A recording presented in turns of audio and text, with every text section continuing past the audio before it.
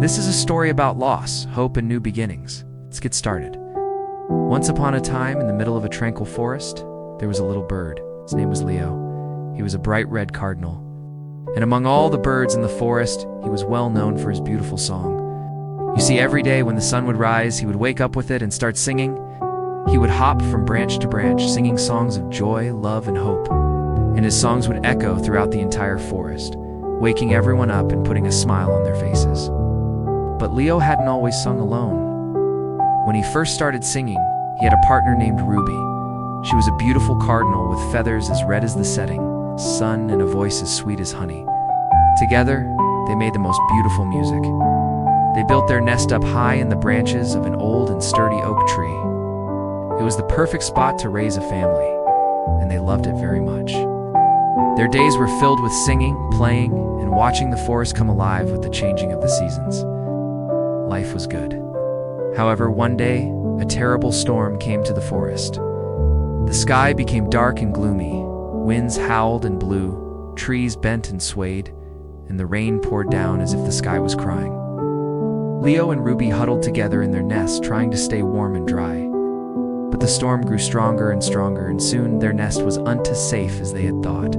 Suddenly, a loud crack of thunder shook the tree, and a large branch from their tree broke off, sending the nest crashing to the ground. "Ruby, I'll go look for a new branch, and we can build a new nest," said Leo. "Okay, be careful out there," Leo replied Ruby. But before Leo could take off, another gust of wind and heavy drops of rain hit them, and he couldn't see a thing. When he opened his eyes, he realized that Ruby had disappeared. Leo searched everywhere for Ruby, but he couldn't find her anywhere. He flew from branch to branch calling out her name, but only the sound of the wind answered back. The storm had taken his beloved Ruby away from him. All he had left were her memories and the song they used to sing together. The days turned into weeks, and the weeks turned into months, but Leo still hoped that Ruby would return. Every day he sang the same song, hoping that she would hear him and come back.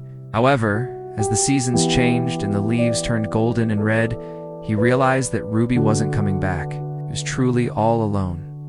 One day, as Leo sat on a branch singing his sad song, a wise old owl hooted at him. "Why do you sing such a sad song every day? It's time to move on," said the owl. "I know I'm all alone," replied Leo sadly. "I miss Ruby so much that I can barely stand it." "How can you move on when your heart is broken?" The owl understood how Leo felt.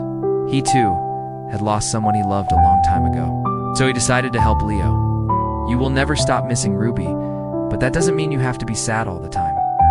There are so many other beautiful birds in this forest, and maybe one of them could make you happy again," suggested the owl. "I don't want to make Ruby jealous, but she's my one and only love, and no one else could ever take her place," said Leo. "That's not what I'm suggesting at all. I'm simply saying that it's okay to be sad, but don't let it consume you. Find happiness in every ray of sunshine and in every beautiful song you hear. Don't waste your life being sad when you could be happy. And remember, Ruby wouldn't want you to be sad." After hearing these wise words, Leo realized that the owl was right. Ruby wouldn't want him to spend the rest of his life being sad. She would want him to be happy. So the next day, Leo started looking for a new friend. He flew from tree to tree, introduced himself to the other birds, and sang with them. And then one day he met a young female cardinal who was as beautiful as the morning sun. He worked up the courage to talk to her, and soon they were spending their days singing and playing together. He didn't want to forget Ruby, so he named the new cardinal Rosie. And although she wasn't Ruby, Leo began to fall in love with her gentle and kind heart. They spent their days looking for berries to eat, and their nights sleeping curled up in each other's arms. And as the seasons changed from winter to spring to summer to fall, their love for each other grew stronger with each passing day. One day, while they were sitting in a tree, Rosie looked at Leo with her big, curious eyes and asked him why he had chosen her as his friend. "I chose you because you remind me of Ruby, but you also have your own unique qualities that I admire. You are kind, gentle, and beautiful, and I love spending time with you," replied Leo. Rosie blushed at his words and snuggled closer to him. Just then, a baby bird chirped from a nearby nest. "Look, Mama, Papa and Baby Blue are singing our song," shouted the baby bird excitedly. Leo and Rosie looked at each other and burst out laughing. They had been so focused on each other that they hadn't realized that they were actually singing Ruby's favorite song. From that day forward, Leo and Rosie became the best of friends. They would spend their days singing, dancing, and playing in the forest. And even though Ruby would always hold a special place in his heart, Leo knew that he had found a new love in Rosie. They never forgot Ruby and the life they once shared, but they also never stopped hoping for a brighter tomorrow. Now, whenever you hear a cardinal singing, think of Leo and Rosie and how they found happiness again after losing Ruby. Remember that even after the darkest of storms, the sun always shines again. Hope is like a little bird that sings on a tree. If you listen closely, you can hear its song in your heart, reminding you that no matter what happens, happiness will find a way to return. Thank you for listening to this story.